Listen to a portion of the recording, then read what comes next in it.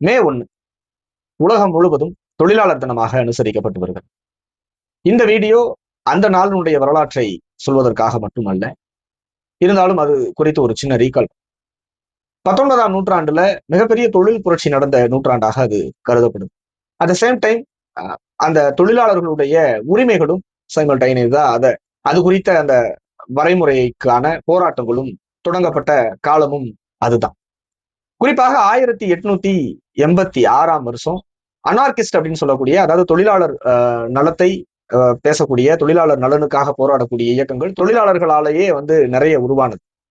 அப்படி உலகம் முழுவதும் அந்தந்த தொழிலுக்கு ஏற்றவாறு உருவாகி, குறிப்பாக அதாவது காலையில இருந்து இரவு முழுவதும் கூட 12 மணி நேரம் 16 மணி நேரம் கூட அந்த சொற்ப கூலிகளுக்காக தொழிலாளர்கள் உழைக்க நேரிட்டுச்சு. முதலாளி வர்க்கம் அனைத்து தொழிலாளர்களுடைய உழைப்பை மிக வெகுவாக சுரண்டி கொண்டிருந்த காலம் அது.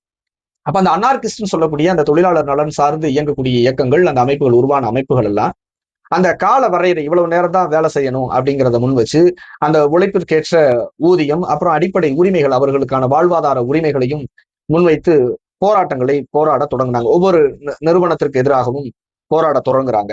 1886 மே 1 அமெரிக்கா முழுவதும் இருக்கக்கூடிய பல நிறுவனங்களை எதிர்த்து அந்த ஊழியர்கள் போராடுறாங்க. மெக்கார்மிக் அப்படின்னு சொல்லக்கூடிய சிகாகோ பகுதியில் இருக்கக்கூடிய ஒரு நிறுவனம், அந்த நிறுவனத்தை எதிர்த்து ஊழியர்கள் வெளியில கோஷமிட்டு போராடிட்டு இருக்காங்க, வேலை நிறுத்தத்தில் ஈடுபடுறாங்க.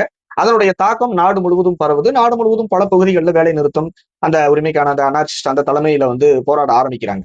அந்த நிறுவனம், அந்த மெக்கார்மிக் நிறுவனம் இருக்கு இல்லையா, அந்த நிறுவனம் கொஞ்சம் கடுமையை காட்டுறாங்க. வேலைக்கு வேலை செய்யற மாதிரி அவங்களை நிர்பந்திக்கிறாங்க. அவங்க முடியாதுன்னு மிக கடுமையான போராட்டங்களை முன்னெடுக்கிறாங்க. அங்க தடியடியும் காவல்துறையுடைய அடக்குமுறையும் அந்த அதிகார வர்க்கத்தால், முதலாளி வர்க்கத்தால் ஏவப்படுது. அப்ப சிலர் மரணம் எய்தக்கூடிய, காவல்துறையினுடைய துப்பாக்கி சூட்டுல மரணம் எய்தக்கூடிய சூழல் உருவாகும்.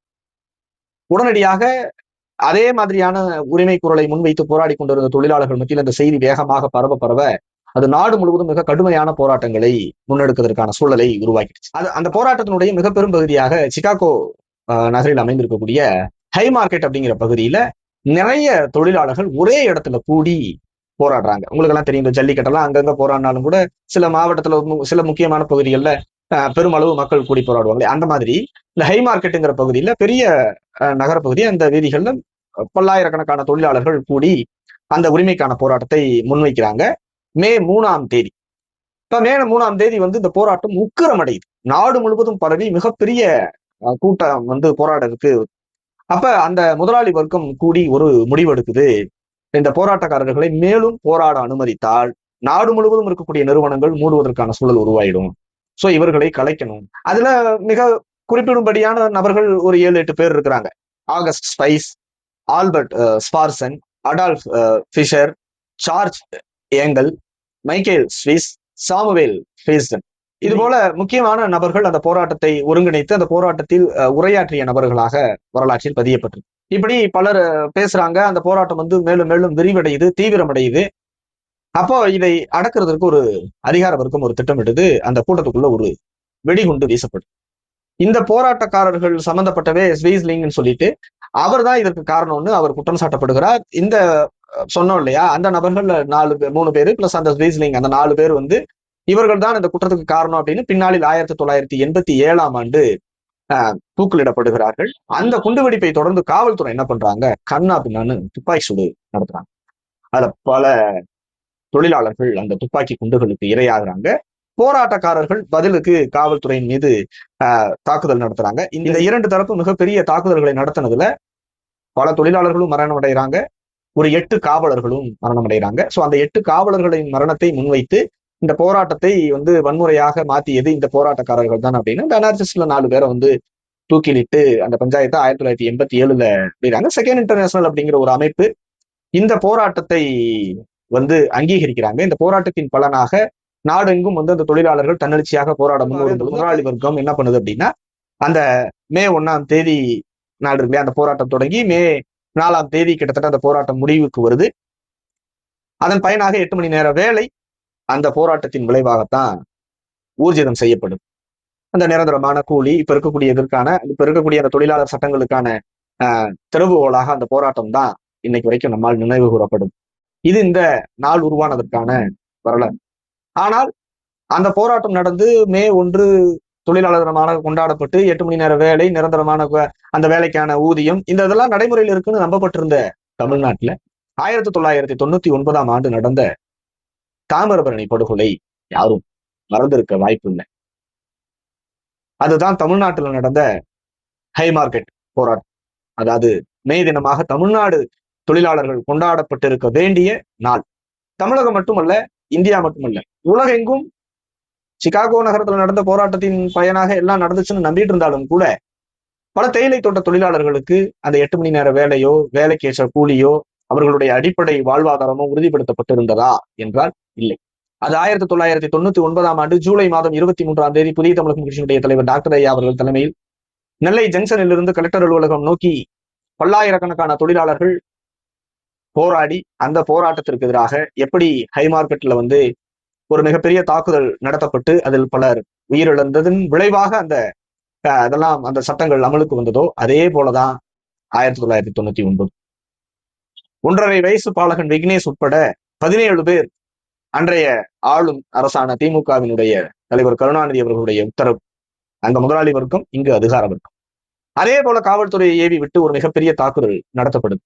அந்த 17 பேர் உயிரிழந்ததற்கு பிறகுதான் தமிழ்நாட்டுல வால்பாறையில அந்த நூற்றுக்கணக்கான தேயிலை தோட்டங்கள்ல அந்த 8 மணி நேர வேலையும் அந்த ஊதிய உயர்வுக்கான அந்த ஒப்புதலும், இன்னைக்கு பல லட்சக்கணக்கான தேயிலை தோட்ட தொழிலாளர்கள் இன்னைக்கு ஒரு நிம்மதியான ஒரு லைஃப் வாழ்றாங்க அப்படின்னா அதற்கு விதை போட்டது அந்த ஜூலை 23 தான். உலகம் முழுவதும் தொழிலாளர்கள் தினம் மே 1 கொண்டாடப்பட்டிருக்கலாம்.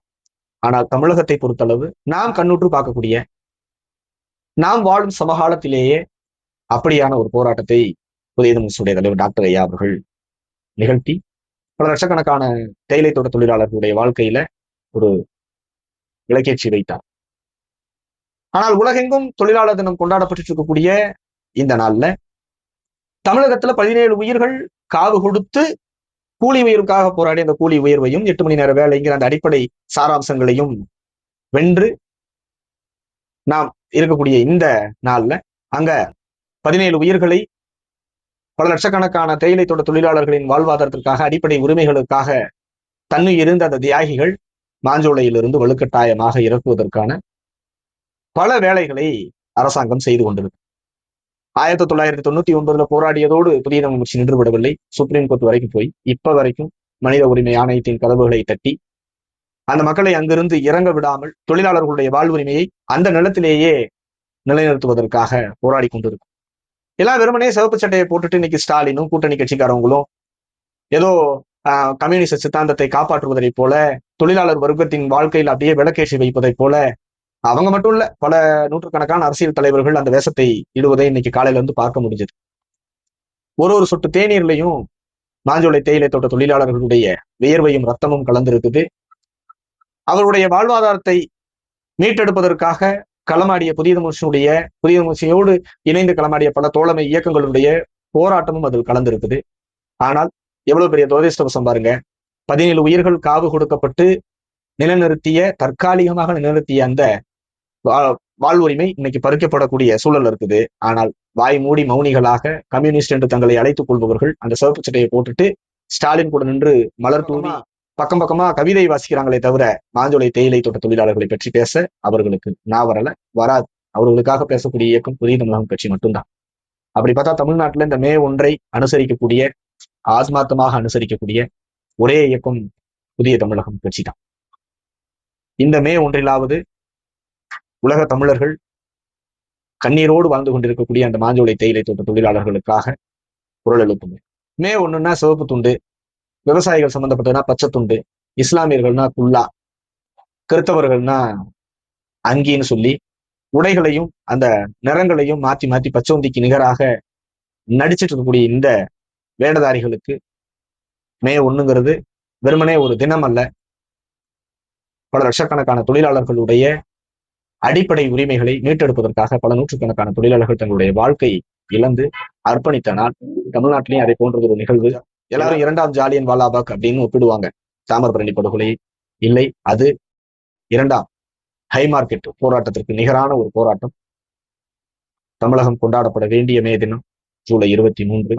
மாஞ்சோலை தேயிலை தோட்ட தொழிலாளர்களை அதே இடத்தில் வாழ்வதற்கான உத்தரவு என்று பிறப்பிக்கப்படுகிறதோ அன்னைக்குதான் அந்த ஹை மார்க்கெட்ல நடந்த போராட்டம் வெற்றி அடைஞ்சதை கொண்டாடுறோம் இல்லையா? அதே போல ஜூலை 23 1999 நடந்த போராட்டத்தினுடைய வெற்றியும் அன்றுதான் வெற்றி நாளாக